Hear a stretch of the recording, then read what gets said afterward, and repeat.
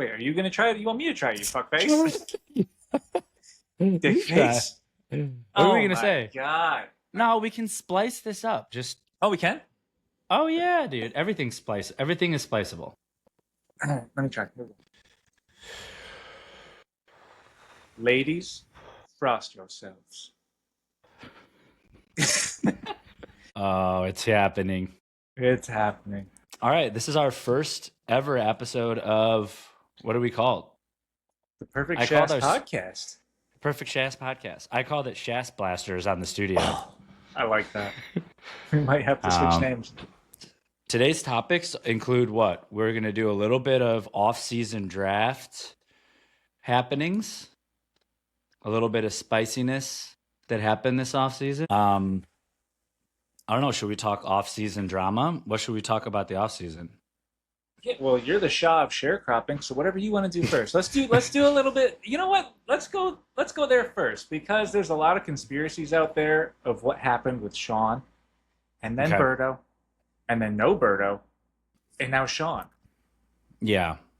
I kind of liked that somehow after Berto quit, you jumped on Paul and Paul started getting blamed for this when Paul was actually Sean's only defender. In fact, he was kind of like a rat going from one chat to the other, protecting Sean and snitching on me. But I will have to take this opportunity to apologize to Sean because the coup to kick Sean out was 100% me.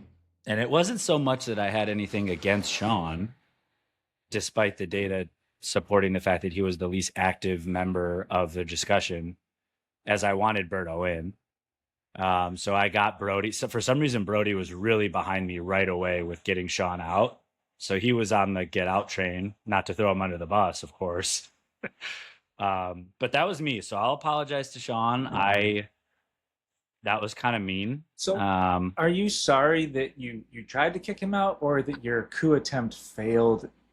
And you're just really sorry good at the question. outcome. Would I be sorry if Berto was still happily in the league? Yeah. No. But I'm happy that Sean is back, and I'm excited to have a direct rival. Yeah. I like Sean, and I like Every Sean. league needs a slender man, right? Like some guy that you just can't believe he can walk because he's so skinny. You know, it's like the opposite of Wolfson's Jabba the Hutt. Yeah, I agree. We have one of each. Yeah, but no, I am happy to have Sean back, and I can. I'm not understand, sure anybody believes you, to be honest, Charles. Because no, but I mean, I let me put it this way: I'm definitely happy to have Sean back, as opposed to having 11 players in the league. Yeah, it's much better. Yeah. And that segues a little bit into what the fuck happened with Berto. So I know a good part of that was it was a little chaotic for him. The fact that he only got his team like a couple weeks or like a week before the draft, he wasn't sure how the rules work. Nobody's really sure how the rules work. He kind of started getting the impression that this is a very active, big time commitment, which it is. And despite having friends in the group, I think there were certain jokes maybe that we brush off that he didn't, that maybe some of us, all of us can learn from. That's what I've heard. And so the league was not for him. I think it was mostly you. Wow. It's mostly you. Wow. But that's okay. Oh. But if that kind of stuff bothers him, it was better that he got out when he did, because that was off-season banter. It gets worse. I think you will only get worse. Absolutely. Wolfson didn't even start with his hentai dicks. We didn't have any mention of you and Shane and your. Okay, we didn't go anywhere yet. Yeah. Okay, that's true. Mm-hmm. We're gonna have to password protect this. Also, I can't have. We should probably cut out. that one out, but keep going. We're gonna have to cut this out. We can go through your Canva pod visuals. Yeah, dude. Hold on. Who is that girl? Who is the woman? That's a streaker, baby. I think she's like a model. Yeah. All right, all right. I agree. Let's start with the manager rankings. All right. This isn't super. Am I supposed to know who that guy is? Which one? Who is that guy? Who is this man? Who is this man? Oh, we'll show your screen then, and we'll see if we're looking at the same man. Charles, going from the Euros, which nobody cares about because, draft position is like whatever. The cream is going to rise to the top. Okay. But we're going into the historical manager rankings. Okay. Obviously, there's a reason you and I are on this podcast. It's the elites. I don't think we need to go any further into that. Okay. Highest average positions. And, they call us top right. And then we got Grant. Nobody knows anything about this guy. He's basically defined by his erectile dysfunction in our league. We want more out of him, but he's just slinking in the shadows, actually doing well. But as you can see, sucks at managing his team actively. Just dog shit. Should we do what does draft rank mean? Like average finish, I think we all know. Yeah. Draft rank. How do we calculate draft rank? What does that mean? Charles, it's a bit arbitrary, of course. It's skipping around. I can't get to the right fucking page. Okay, hold on. Let's back up again. Who is this guy? This is Jose Mourinho. Oh. Jose. Oh my God. Should I know him? He's Portuguese. I'm having a hard time calling you an elitist when you don't even know who Jose is. All right, like you were saying, Charles, we break this down into. Oh, here we go. Here we go. The ranking of our managers. We break it down by average finish, obvious, but then draft and keeper value, active management. How good are you at drafting a team, which Charles has done some analysis on, some big dick energy over there, and then throughout the season, what is the value you bring managing your team week in, week out, starting the right guys, adding, dropping guys. So, we've taken some liberties with creating this graph. There's keeper. So like, let's use keeper value as an example. So what does that mean? How do you determine the value of a good keeper, or what's a good keeper? How do you calculate that? Oh, we're indexing the position, somebody's draft, somebody's keeper position for a draft pick. You index that against the rankings of the players at the end of the season and how many points they score. Got it. So if I take Etse this year in the third round for my third round pick, that would have been round 3, pick 11. You would see at the end of this year, how many points did I get from him versus how many did the person who finished in the equivalent of third round, pick 11 actually score? The delta is my value. Nailed it. And I appreciate you talking to me like this, like I'm a child, because we both know you're actually explaining what's going on. 100%. Yeah. 100%. Okay. All right. So draft, and then draft is basically the same thing, but for every one of your picks, you compare historically how did that compare to every pick for the last 5 years, every draft. And then, so what is how do you tell how someone is active? Is that like they make a lot of transactions? Fuck no. Oh, I see what you're saying. Because Brody's on the far right, and all he does is add and drop the same people. I see. Yeah, no, you can take it like that, but that's not actually what's happening. Yeah, it's the difference between your drafted value versus kind of the points you scored by the end of the season. So, yeah, it's not perfect, right? If you just suck at drafting, this makes it really easy. I mean, take Shane for example. Take Shane perfect for example. We've got to explain why he looks actually quite strong. Of course, because I don't think we need to explain a lot. Everybody's seen his recent draft. Right. So, but it's basically final points minus projected draft points. And if your projected draft points is so incredibly low, even if you have a bad season, which Shane does, it still makes him look like a good active manager. Yeah, exactly. You can't make a system that deals with outliers well. So you really don't want to be in the extremes here. It generally means you're bad. I see. Yeah. Well, this clustering is helpful. I mean, it kind of pans out. It makes sense. I'm a little bit less. I've had my only season, I had a good draft and a good keeper, mediocre management. But I guess what you're saying is you and Brody are the actual best managers. Mm, Maybe he's followed by Devin. I don't want to say it like that. I'd say 'Cause TJ. Stengel- I'd say TJ is pretty good. I don't see Stengel doesn't like scream excellent decision maker to me throughout the season, but He doesn't. no. And Paul ends up right where you would think. Yes, and that's what really made us feel confident about this. Bottom left right? quadrant is You're not where you judging want this to be. by, by Shane's drafting. You're judging this by Paul's everything. How well does Hardy looks do? about Yeah, you've clustered this into two groups. That center group, they have a chance at finishing top 3.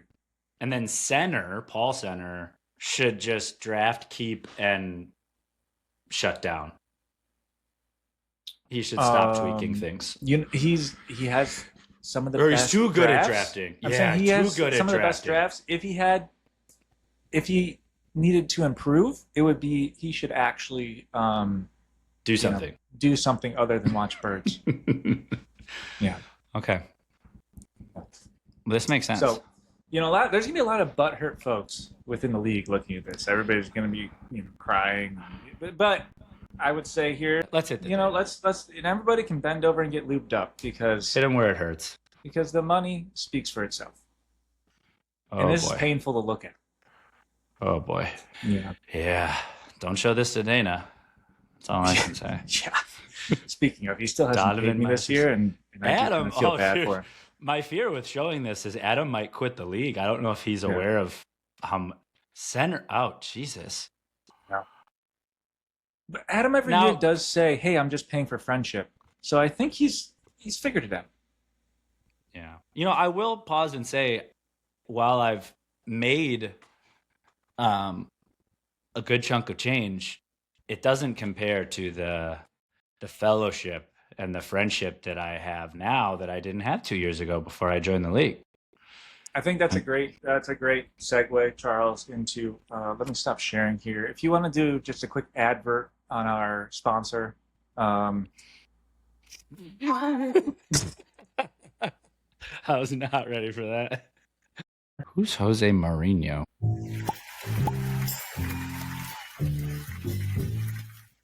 Okay, meet me at the P spot. Andy, what do you think it is? Meet me at the P spot. Craig? I'm at a loss. Meet me at the P spot. All of these had their own very specific function. I really thought it was just like a... No, but the more you know. Yeah. Okay. Mysterious thing. I'm confident. Yeah, me too. PUSSY spot? This one? I'm not gonna lie, I really like that ad. It's a great ad. I think Stengel was involved in that. If you have hair loss problems like Brody, weight problems like Wolfson, if you can't get your lumbar hard like my brother, Hims. Overpriced generic drugs marketed and branded, sold to the gills. Telling you. Love that. Our sponsor, Hims. All right.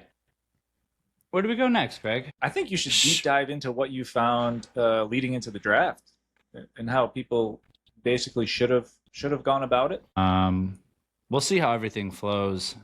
Oh, who's that smoke? Don't say that, please. Please stop. We have to play another commercial. All right, let's get right in here. Let's see if we can share this bad little. All right. So not quite the same presentation layer, but here's some interesting data. So Craig, we're looking at by season, by team that the player was on at draft. We're looking at the value aggregated by team, where value is calculated as all players on that team.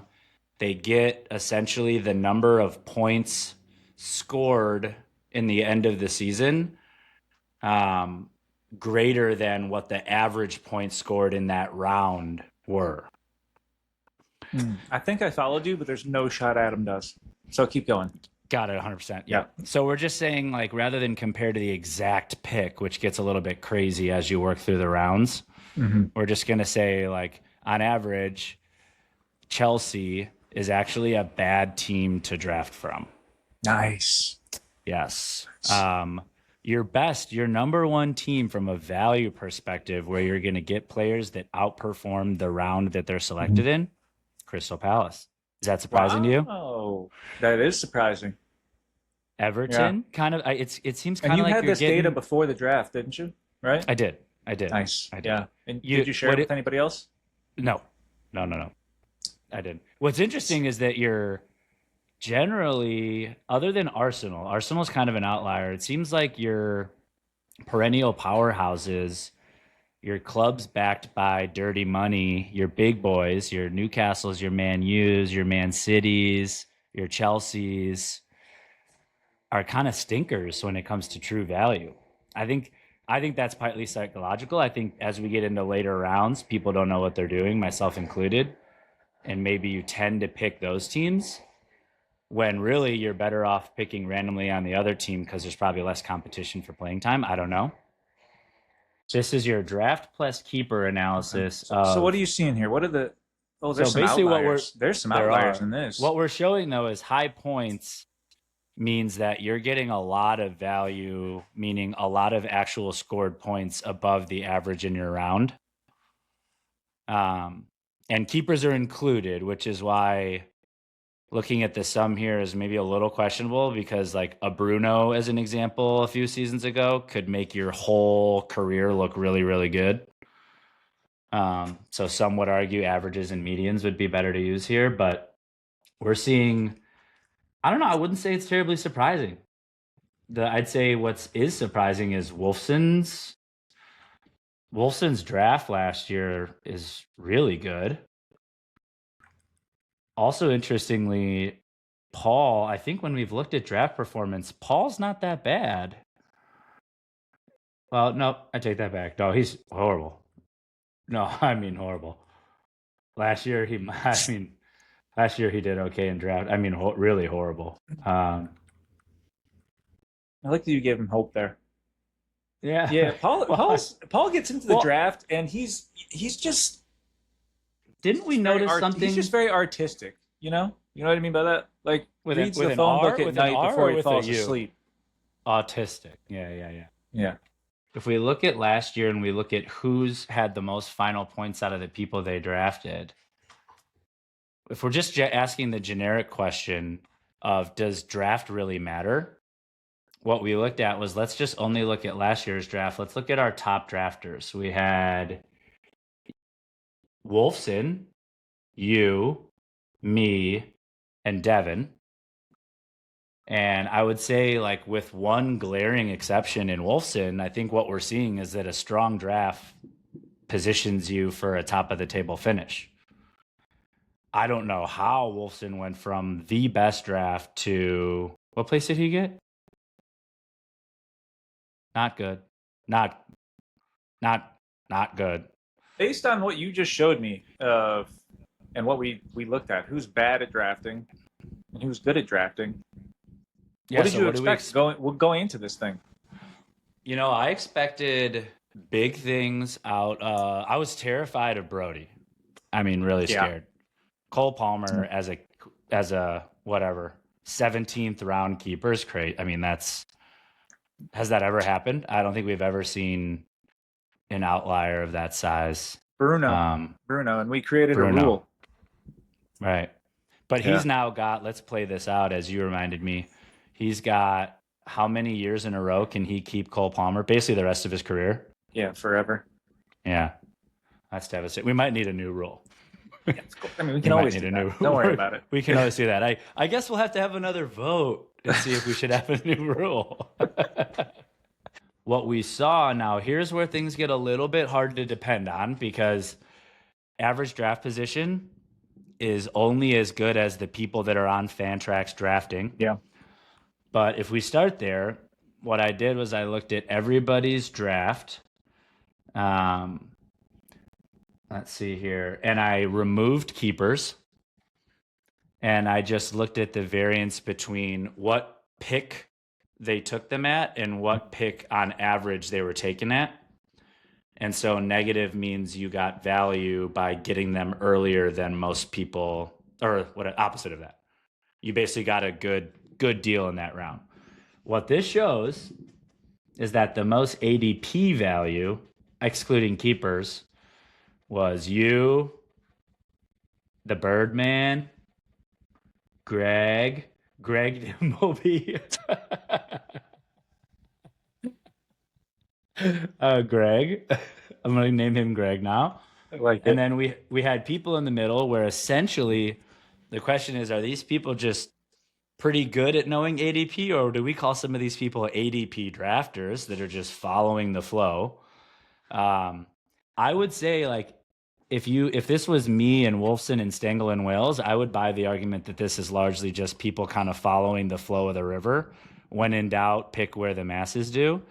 But I'm a little surprised to see TJ's team in this category. I would have expected him to be on one end of the spectrum of either high value or towards where Brody is, which is that he knows something that the average drafter doesn't.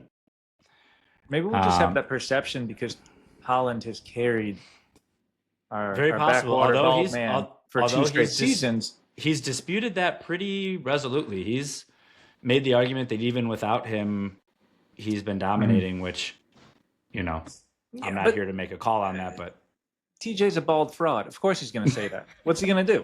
He can't get on there and say, yeah, you're right. This is kind of all over the place, to be honest with you. But it seems to have a couple things right, which is that Shane and Adam have a very low chance of breaking 3,000 points on the whole year. That seems accurate to me. Yeah. Brody is right there at the top with the best of them, despite his ADP position. Paul, who I think we all were expecting a little bit of a better draft out of this year. This feels right. I don't know. This feels right to me. Paul is kind of like the epitome, the representation of Arsenal going into a season. Like, everybody's excited, hyped up. You think they're going to win something, and then reality sets in. And that's what I love about him. Do you think he was nervous? Well, no need to psychoanalyze, but we'll see how it plays out. He doesn't have the, I picked Matoma in the first round excuse this year. So I think it's, in terms of who's got the most pressure on them in 2024-2025 Shass season, TJ is an obvious one for can they three-peat? But I would say Paul is where I think the most pressure is. Can he break the top of the table and get a reasonable finish? I would be too. I think there's that's a lot what of I'd be pressure sweating. not to lose this year too. We have punishment. A lot of pressure. That's right. And this might be a good time to bring this up. But if anybody was breaking out their TI-89 calculator during that P&L section, they'll figure out that those numbers didn't add up. Yeah, that's right. Our accounting department has failed slightly over the years. And What? yeah, Is that true?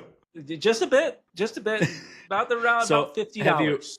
Have you over collected or About under $50. You've under dispersed? Charles, let bygones be bygones. What has happened has happened. We don't need to get into what happened. Okay. Okay. I will say though that the loser this year. Have you seen the show The Gentleman? Yeah, or the Guy Ritchie? Oh yeah. So good. Is he doing the chicken suit? We're doing the fucking chicken suit, baby. Oh, I Who love loses this year is wearing the chicken suit. He's gonna attain the frequency best. I need him to become a chicken. Come on, be a fucking chicken.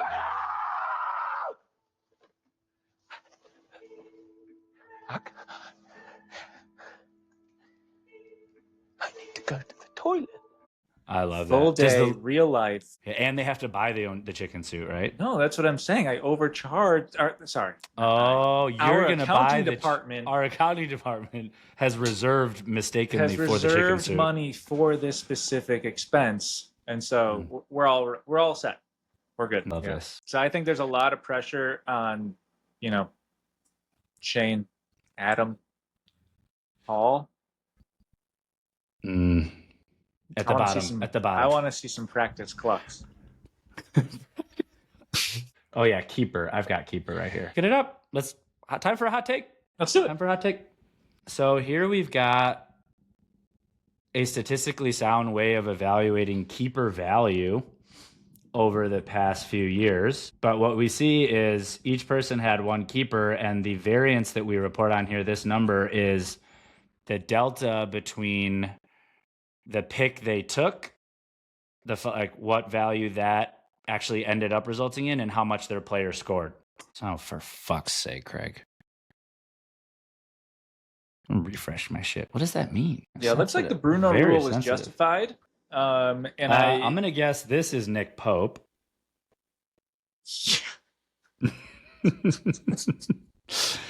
And Brody. Who was Brody's keeper last year? I don't know, but he couldn't have been more than 13 or 14. Gibbs White. Yeah. Oh, he got him in the last. It was his last round. Another one of that's Brody's just. See, this is where his management further displays itself. Is his ability to end the season with those players that were undrafted the year before is. It doesn't. No one compares. I had Morgan Gibbs White, and then I dropped him for a guy who ended up never playing. And you got to remember, you're we in can a just dynasty. continue. We don't need You're in a dynasty league. You know, you gotta build your franchise. And Brody's like Brody's got drafting Oscar Bob in the 5th round. 100%. Yeah. All right. I think that hits all of our data. What else do we got, Craig? We talked about that. Oh, you know what we do need to talk about is you have a tendency to change the rules. Yeah. Scoring. How does that, what are your goals when you approach a new season? How do you, what objective do you have, or what outcome are you trying to achieve when you change scoring? Are you trying to help anyone in particular? Are you trying to boost positions? Are you trying to solve any problem? What's going on? Sure, yeah. Let me take you through my process. So some of it just bitch slaps me in the face. Way too obvious, right? We've been talking about the Bruno rule multiple times here. Mm-hmm. And that's the kind of thing that's just, how incompetent do you need to be to realize that you messed this up last year? I see. For more of these small stat changes, I think that's where people are a little more concerned. I hear the plebs yelling throughout the season. I do hear the noise, the lack of pickles I'm getting in my comments. I notice, of course. You notice. So in the off season, I find a nice maybe library, public place that has a big window. I'm talking big. And I set myself in front of it. Yeah. Feet about shoulder width apart. Mm-hmm. And I take an hour, 2 hours. That's just body weight squats. I just stare deeply. And that's how it happens. And I just come to the conclusion, right? And then I come back to the chat, and of course I put it out there to everybody in the chat. Like, what do you think of this? What do you think of that? Right. Have you ever changed your idea? As if I actually, of course not. No, Charles. No. I don't let the people in our league have guns.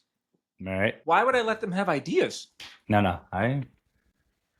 Yeah, some people call ideas brain guns. That's what I mean. Ideas are more dangerous than guns. Very smart. Okay, so it's whatever you feel like doing. We're not really trying to improve anything in particular, but not changing would feel like we're a little bit too conservative, maybe stuck in our ways, a little too right wing, a little too Shane. Of course. So you're trying to keep us slightly progressive, but where you're actually trying to take the league is kind of as good a guess as anyone that no one really knows. Exactly. We're giving off the perception of progressiveness while also, keeping the poors at the bottom of the pyramid and the elites at the top. Yeah. Obviously. Think of where did your video go? Why are you doing this? What the? Oh, and now you left. You monster. Fuck my ass. I don't understand why it keeps doing it. You just keep I don't understand quitting. why it keeps doing that. Do you agree with his assessment that Bruno, Sancho, Grealish, and Trossard are all busts? No, of course not. Because the two people he said are your studs I've never heard of. I'll give you some of my hot takes for the year. Frankie Muniz Jr. I love that one. Hot takes for the year. Shane, are you going to be able to field 11 players? God, and he was drafting too. That's pretty good. We do need to go Okay. back and see if Shane's best draft year was last year when Wolfson drafted for him. That's what we need to look at. Oh, just you keep talking and I'll pull that up. No, and my confirm hot and then- takes for the year, Charles. Yeah. Let's hear them. Brody and Sean are going to battle it out for first. Ooh. TJ is just going to be in a quagmire of mediocrity. I Really? mean, we're talking like 9th to 5th all year. Nothing big. Not a hot take. Adam and Shane are going to duke it out for King Chicken. Trying to think what else. I don't know what else could be hot. You What feeling could be pretty not? good? Feeling pretty good about yourself? Yeah, I feel like a solid 4th and 5th type of quality going on. Yeah. Well, according to projected points, it does have the Dimble Bros in first and second place right now. Yeah, but that's Fantrax how I draft. likes you guys. Yeah, that's how we that's draft. good. Interestingly, Yeah. Paul's in last. Well, that feels pretty true. Do you have Okay, any hot takes for the year? My other hot take is that John McGinn's butt is going Gets to bigger? come out bigger. Bigger. Do I have any hot takes? Yeah, I think Charlie Chaplin is going to have a top 20 year. And by that I mean Connor Chaplin. I think Ipswich is going to surprise some people. That's my hot take. I think it's going to be real ugly real fast coming out against Liverpool and Man City. They're going to lose both games badly. I think they're going to be kind of good. That's what I think. You're big on Ipswich this year. Oh, 100%. Geographically, where would you say Ipswich is in England? Oh, God. Way north. Is that right? Is that right? Is that about right? It's a hot take. Dude, It's a hot take. I'll give you that. I like it. I'm looking at a map and I'm still not sure. Oh, not way north. I see. I should have just said right by London. Yeah, well, can't win them all. All right, let me see if there were any other questions. We don't really have a rapid round, do we? No, we got to do that next time. Next time, we're going to have to get deep on our hot and not rapid round, our dating profiles. How does Craig change rule? Are there any other quotes? I mean, I've got this quote from Sean. You know, I've already apologized You to want him. to do a but quote round? Yeah. You guys are so dysfunctional and hot, and I love it. And I am so back. I mean, that's pretty good. Yeah, hot quote round. You know, we are pretty hot. You can We're look pretty at hot. You can look at popular ones by day. Can you really? You just go to the league and you hit the pinned ones, and then you go over to popular. But you know, it's a lot of content to scroll through. To be honest, I would have expected them to just highlight your top ones. Oh, here's another one. So Grant's racist and Sean's back? Just another Thursday in the Shass. 8 pickles. Let me get this straight. Craig Dimbleby murdered Berto so he could bring back Sean Wills in order to justify revoking the auto sub abolishment we all fairly voted on? 7 pickles. Not untrue. Oh, here's another one I really like. Fuck you, Charles, you scheming fuck. Fucking brilliant interview. Well done, Paul Ricciuti. I will give Paul props for his interview. That was very great. entertaining. I will I give that really to enjoyed Paul. watching it. Yeah.